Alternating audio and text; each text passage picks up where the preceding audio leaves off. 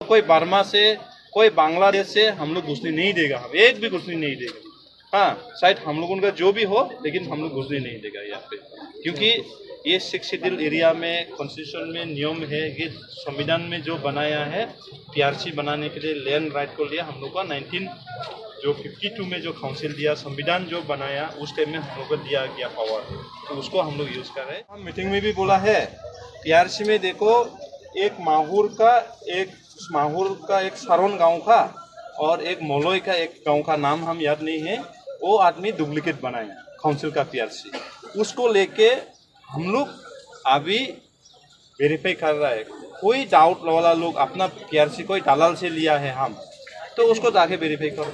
और हम जेन्युइन लिया है, हमारा पास में 1971 से अभी 2022 तक लिंकेज है, उसके लिए कोई दिक्कत नहीं, क्योंकि 2022 तक जो लोग है वो हम लोग का देश का ही है। लेकिन हम लोग कोई बर्मा से, कोई बांग्लादेश से हम लोग घुसने नहीं देगा, हम एक भी घुसने नहीं देगा।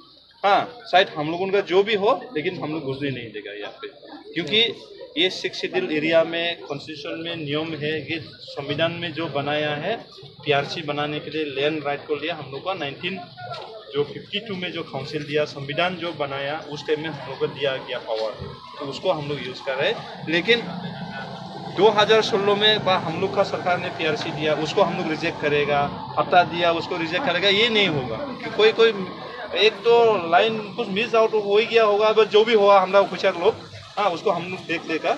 लेकिन कोई पीआरसी अगर डाउट है, कोई दलाल का पास में लिया होने से आप लोग वेरीफाई करो।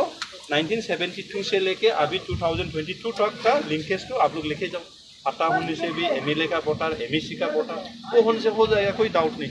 हाँ, इसमें कोई माने दूसरा लोग, अपोजिशन लोग इधर ये बोलने से वो बोलने से आप लोग डरने के लिए कुछ चिंता नहीं है। ट्राइबल नॉन ट्राइबल का बात नहीं है।